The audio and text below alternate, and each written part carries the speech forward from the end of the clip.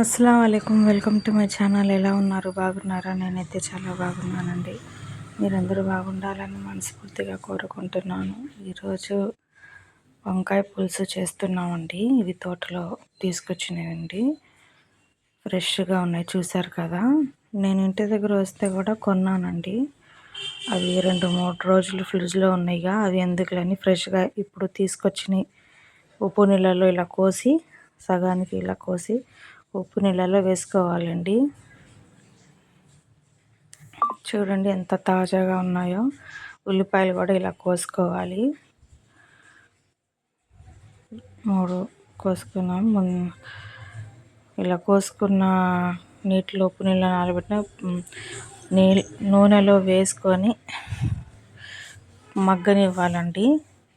దీనికి కావలసిన పదార్థాలండి ఇవి: ధనియాలు, జీలకర్ర, కొంచెం ఆవాలు, మెంతులు, ఎండుమిరపకాయలు ఇలా మొత్తం వేసేసుకొని కొద్దిగా ఫ్రై చేసుకున్న తర్వాత చల్లార్చాక మిక్సీ పట్టేసుకోవాలండి, పౌడర్ లాగా. ఇలా కాల్చుకున్నవి నూనెలో ఇలా కాల్చుకొని పక్కన పెట్టుకోవాలండి. ఇవి చూసారు కదా, దీంట్లో మిక్సీ పౌడర్ చేసేసుకున్నానండి. ఇప్పుడు నూనెలో ఉల్లిపాయలు కోసుకునేవి వేయించుకోవాలి. 2 టమాటాలు తీసుకున్నానండి, మిక్సీ పట్టేస్తాను. పచ్చిమిరపకాయలు వేసేసాను, చూసారు కదా. టమాటా ప్యూరీ చేశాను, చూసారు కదా. మిక్సీ పట్టేశానండి. ఈ పౌడర్ చేశాను, చూసారు కదా. ఇలా వేయించుకోవాలండి. ఇప్పుడు పేస్ట్ వేసేసుకోవాలి, అల్లం వెల్లుల్లి పేస్ట్, కొద్దిగా పసుపు,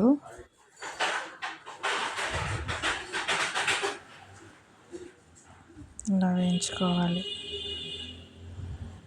కారం కూడా వేసి, కారం కాదండి, టమాటా మిక్సీ పట్టేశాను కదా అది.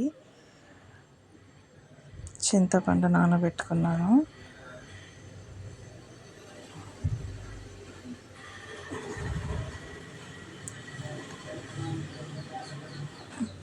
ఇప్పుడు చింతపండు రసం వేసేస్తున్నాను.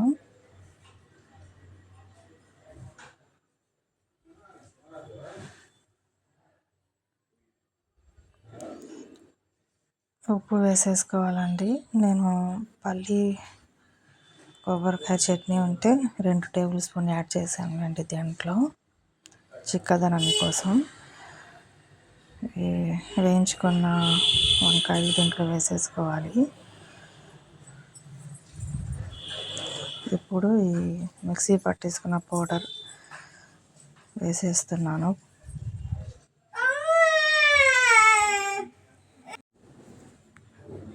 చూసారు కదా ఎలా ఉడుకుతుందో. కొద్దిగా వాటర్ వేసుకోవాలి.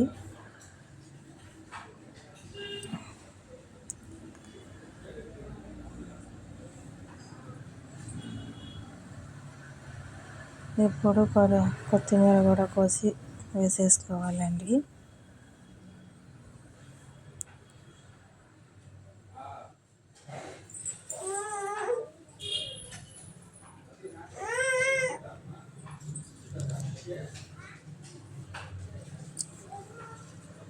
మా అమ్మాయి కూడా చూడండి ఎలా వస్తుందో.